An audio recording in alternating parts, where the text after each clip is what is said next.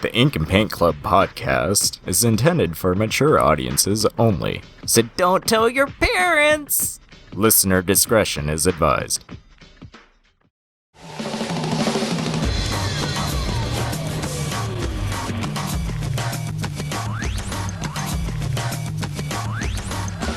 You're listening to the Ink and Paint Club podcast, your weekly home for animation reviews and discussions.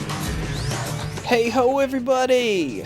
Welcome to another episode of the Ink and Paint Club podcast. My name is JD, and with me, as always, is my good friend Mr. Kyle. Yo. Such a lovely, warm introduction there, Kyle. What the fuck do you want from me?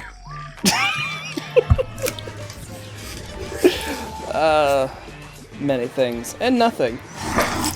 Quite the conundrum. Anyway, so yes, welcome to the Ink and Paint Club podcast, where we talk about cartoons, and this week we are going to be talking about the old Fox Kids 90s cartoon Cybersix. This episode is brought to you thanks to Matt Myers, who so graciously donated to my Patreon and chose this episode as our topic. And if you would like to choose a topic for an upcoming show, head down to our Patreon, which you can find a link to in the description of this episode, and you might be chosen to pick a topic for us. So that's pretty cool. So it was kind of fortunate that Matt chose Cybersix for us to talk about, because it'd been a show I'd actually been wanting to check out for quite a while. I'd seen like clips and GIFs of it periodically over the time, and I thought the animation style and the character design looked really interesting. So it was nice to finally actually sit down and give this show a watch. And I think going into it, I maybe had some expectations a little high, because it does have its good and low points, but overall, I think I enjoyed finally checking this out. What about you, Kyle?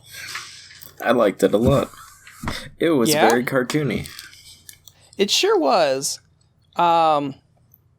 So I think what really stood apart from a lot of other cartoons, for me at least, that this show is... So it's a joint Japanese and French production based on a Brazilian comic. So that's a little bit of a strange combination there, but it strangely works. And it was animated by TMS, who also did Animaniacs, Tiny Toons, and all that.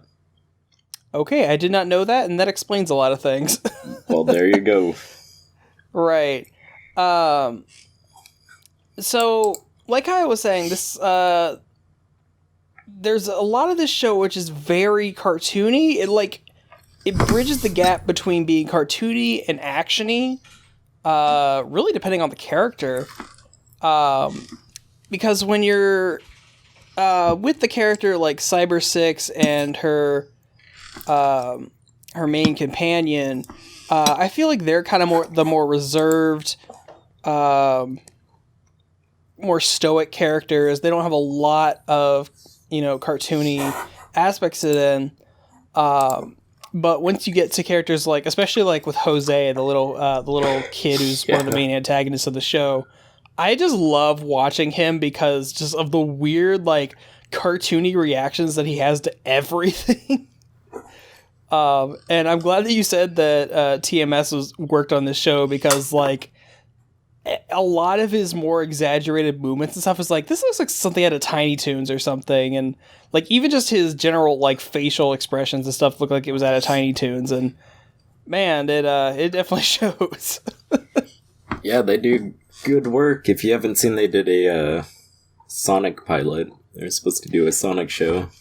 Yeah, I remember seeing a clip of that a while back.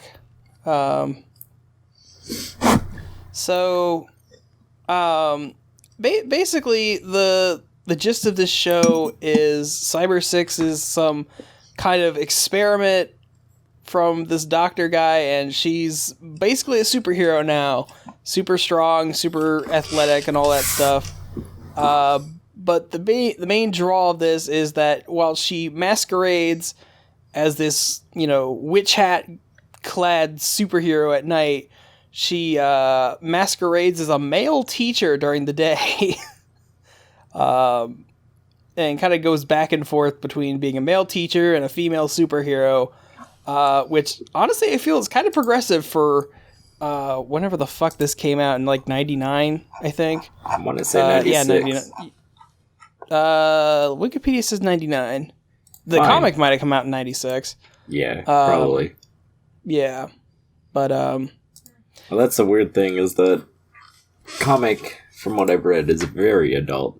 So the fact that they chose to adapt this is a very kiddie show. I mean, I feel like the late 80s and a lot through the 90s, that was just like what happened is you like took these more adult properties and adapted them into to kids cartoons like how they made RoboCop and Toxic Avenger and all those usual go-tos.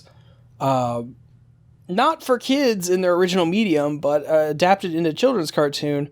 And I'm even hesitant to say that Cybersix is a children's cartoon, because it's not like the themes of it aren't really geared towards children.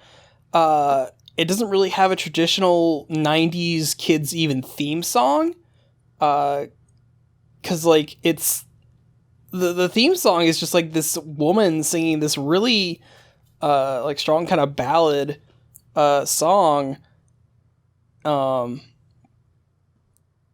it had I seen this as a kid, I would have been like really kind of thrown off, especially with Fox. This was on Fox Kids, so this is around the time that Digimon and Power Rangers and all that other kind of stuff was on. So this almost kind of sticks out a little bit. But looking now as an adult, I can kind of appreciate its kind of artistry a little more. I know as a kid I was like, pass, change the channel. Yeah. Yeah, I mean, I didn't even know this was a show as a kid. I mean, I didn't watch I was definitely more of a Kids WB kid than I was a Fox Kids kid. I was like, what's on one Saturday morning? Also that. Gotta watch my recess. Yeah.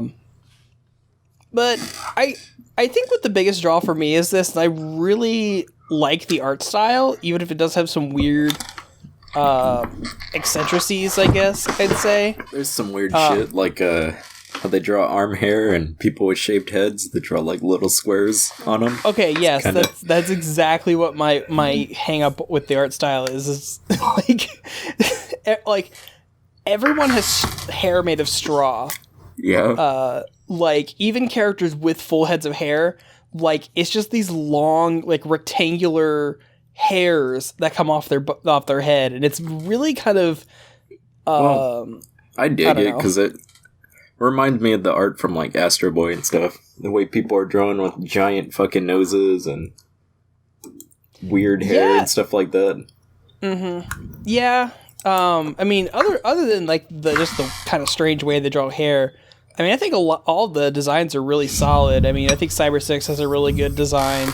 I like our friend Lucas's design. He's this big, kind of a hulking dude, but with blonde hair and stuff, and he looks really nice. Jose is great just because how diminutive he is. He's got these big glasses. He has this kind of funky looking hair, but he always has these really exaggerated cartoony expressions. And they play that up every opportunity that they get. And I even like the design of his little his minions. Yeah, his henchmen. And they're all carbon copies of each other, but I just love their design, and I love their interaction with Jose. I just think it's really funny, and how they'll just occasionally throw in a variation of the henchmen. I remember one, there was they had just had all the regular henchmen, and then just happened to be one that was in a French maid outfit. It's pretty funny. I remember because he was just the maid. It says they have a live action series. That sounds fucking wild. Yeah, that's strange. So yeah, I don't see too many people ever talk about this show, but when they do, it's just like one of those kind of hidden gem kind of shows, I suppose. I was reading a lot of people saying it's highly overrated and stuff, but I mean, I think it's for good reason. It's pretty damn good to watch. Yeah. I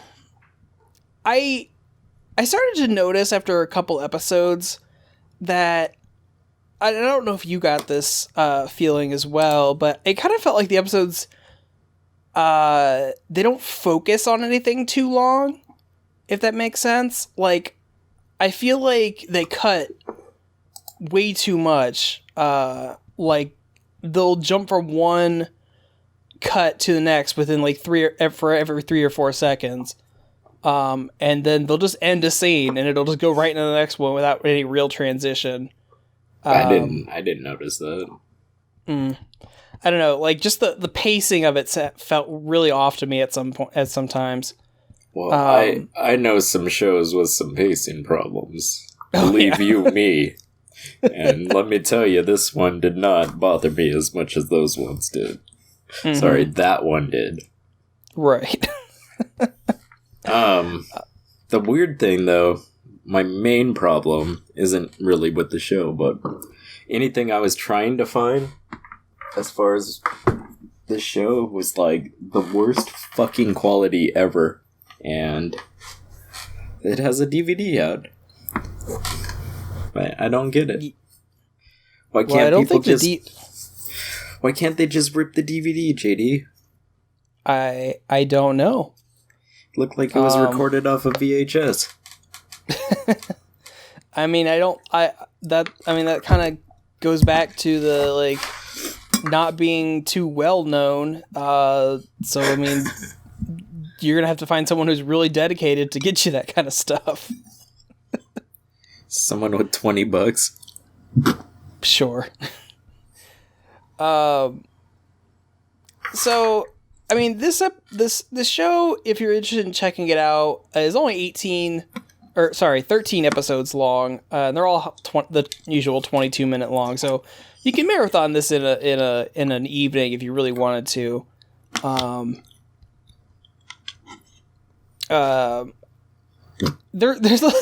remember there's one episode, like, I think it's literally the midpoint of the show, where it's literally just Alfred Hitchcock's The Birds. Oh yeah, just like flocks of birds just attacking people. Yeah. I think my favorite episode is probably the one with the when they meet the detective. There's an episode where Jose is trying to hire this detective to find Cybersix, but he refuses, so he kidnaps his little sister. Man, I was reading stuff online and people were complaining that how racist it was and all this kind of shit. It's a little racist. It's not. Maybe a little bit. It's a little. He's got some, like, very, like, stereotypical, like, some Chinese, Asian-ish looking design. I mean, he's supposed to be Japanese, but, like, they've got the tiny eyes. I think, if I remember right, his little sister has the buck teeth. Yeah. So it's a little stereotypy. Look, man. It's Argentinian people. I don't know how they roll. It's true. But yeah, when you're adapting I think they're from Brazil, actually, or somewhere in South American. I'll say, if you're adapting a South American comic, and you're doing, like, with the Japanese and a French Canadian studio, I just don't know, man. It says the comics were published in Italy first. Really? Yeah. Huh. And then they were translated and published in Argentina. Interesting. And in Spain. And then they were all released in French in 12 volumes. Interesting. But speaking of the comics, I did a little sleuthing myself, and I actually found where I can download all the comics. I haven't done it yet, but I do plan on reading the comics. Because I know it gets into... Go on. No, I was just agreeing with you. Yeah, well, I know it gets into some pretty weird shit that they can't do in kid stuff. No, yeah, for sure. I'd definitely be interested in seeing how the cartoon differs from the comic. Well, from what I understand, she gets pregnant at one point. Nice.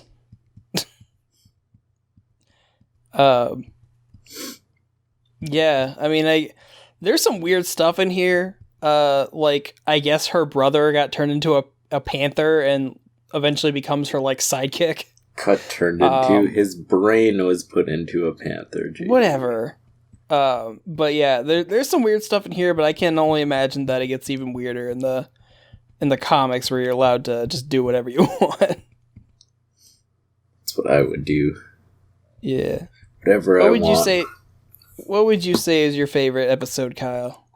Oh, I did like the detective one. But since you had to rip that away from me and steal it... You could like it too. I did like the Clay Monster. Yeah, it was a pretty good one too. What was it? Every time they kept talking about him, I thought they were calling him Terror. And I got like a Tick vibe, because that's like one of the bad guys is the Terror. Oh. But his name is Terra. It was just the way they were saying it. It sounded like Terror. Terra, like the Teen Titan. Yeah. The one without a nose. Yeah, I mean, yeah. Fucking gray alien. Jesus. So yeah, it's a weird show. I think it's a really nice action show. I mean, a lot of the fights are, I think, well choreographed. I mean, all the acrobatic stuff that Cybersix is able to do. I think the action flows really well. Like I said, I've got some issues with the story pacing, but I can also chalk that up to, like, that might just be how a different country is used to pacing things versus how America paces things. Who knows? Jesus. Don't you Jesus me. Yeah. Like, it wasn't my cup of tea as a kid. That was around the time where action cartoons were king. You had, like, Spider-Man Unlimited and all these crazy action cartoons. But that was not my jam. I was more into the comedy cartoon shit. So I definitely did not watch this as a kid. Yeah, and honestly, I kind of feel like that way with a lot of action shows that aired back in the day. I probably said on this podcast before, but I really could not get into Batman the Animated Series as a kid because it was just like it wasn't like the in-your-face kind of like fast-paced cartoon stuff like other shows in the time. It was more like slow and thought out, kind of like how this is. It was the same and I feel like it's the same how I felt with Samurai Jack. It was just boring. Where's the funny? Exactly. But yeah, I feel like now as an adult, I'm able to like appreciate those kind of things, and even kind of prefer these kind of slower pace stories. Because man, Kyle, I feel like I'm becoming an old man because I keep trying to watch all these like cartoons these days, and it's just a lot. I feel like it's just a lot of screaming and nonsense. But I have to take a step back and realize like there's plenty of that.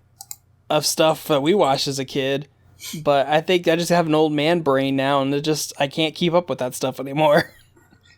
It's a lot of dabbing and nays and Fortnites and whatnot. Yeah, that's what a lot of cartoons today are. When are they just gonna make a Fortnite cartoon? I'm waiting for it. I mean, it's gonna happen. I don't know when. Be a Fortnite movie, and only one person wins. Yeah, pretty much. But yeah, I think if you're looking for kind of a more thought out action cartoon, but also kind of a romance a little bit, here and there, I think Cybersix is a good little show to check out. I think the art style alone makes it worth checking out. And like I said, it's only 13 episodes long. You can marathon this in an evening. I think there's better way. There's worse ways to spend an evening, I guess. You gonna talk about how it ends on a cliffhanger? I mean, yeah. I'm just kind of like over it when that happens. Like, there's just so many shows where they end on a cliffhanger, expecting that, you know, they're gonna get another season, and then they don't, and then we just have to live with that. That's the best. That's what I would fucking do. If I knew I wasn't gonna get another season, I would just ruin it. Well, not everybody's like you, Kyle. I think it's hilarious. I don't think they're doing it on purpose. Well, if they're not doing it on purpose, it's still funny. I mean, it's not so funny 20 years later when you was like, oh, I'm going to watch this show and marathon through the whole thing, and like, oh, it's one season and it ends on a cliffhanger, and nothing ever came of it. Yeah, and then you go, wow, maybe I should look at the comics and see how those roll. There you go. And then, oh man, so that's how it turned out. Mm-hmm. Come on, man. We're fucking adults here. We got technology. We have the technology. Yeah. What you said. Yeah. Well, Kyle, is there anything else you want to talk about this show before we wrap up this episode? Do I? Do you? I don't think I do. Okay.